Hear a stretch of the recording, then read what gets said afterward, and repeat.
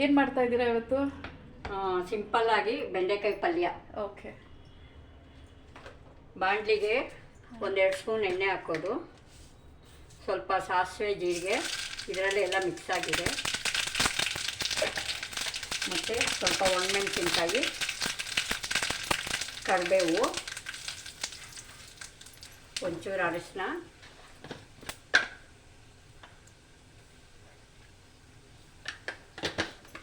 ಮತ್ತು ಬೆಂಡೆಕಾಯಿ ಹಾಕಿ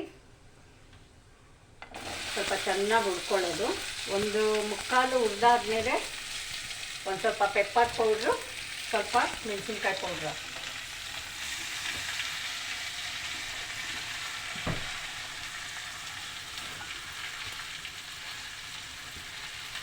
ಒಂದು 10 ನಿಮಿಷ ಉರಿಬೇಕಾ?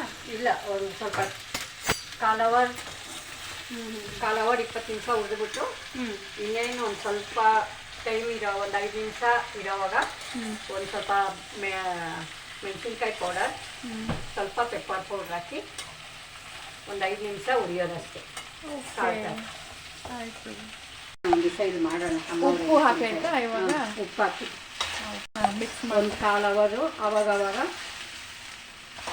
ಸ್ವಲ್ಪ ತಿರುಗಿಸ್ತಾ ಇರಬೇಕು.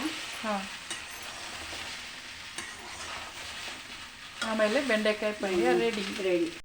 ಈಗ ಇನ್ನು ಬಿಸಿ ಬೇಯ್ತಾ ಇದೆ ಬೆಂಡೆಕಾಯಿ. ಇವಾಗ ಏನು ಹಾಕ್ತಾ ಇದ್ದೀರಾ? Pepper powder. ಇವಾಗ ಪೆಪ್ಪರ್, ಈಗ ಒಂದು ಸ್ವಲ್ಪ ಮೆಣಸಿನ್ಕಾಯಿ ಪೌಡರ್, ಹಾಂ,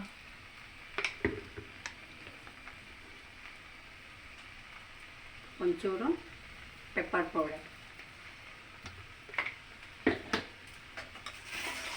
ಉಪ್ಪು ಹಾಕಿದ್ದೀರಾ? ಉಪ್ಪೆಲ್ಲ ಹಾಕಿ ಸ್ವಲ್ಪ ಮಿಕ್ಸ್ ಮಾಡಿ 5 ನಿಮಿಷ ಫ್ರೈ ಮಾಡಿದ್ರೆ ಬೆಂಡೆಕಾಯಿ ಪಲ್ಯ ರೆಡಿ. ಓಕೆ, ಪಲ್ಯ ರೆಡಿ.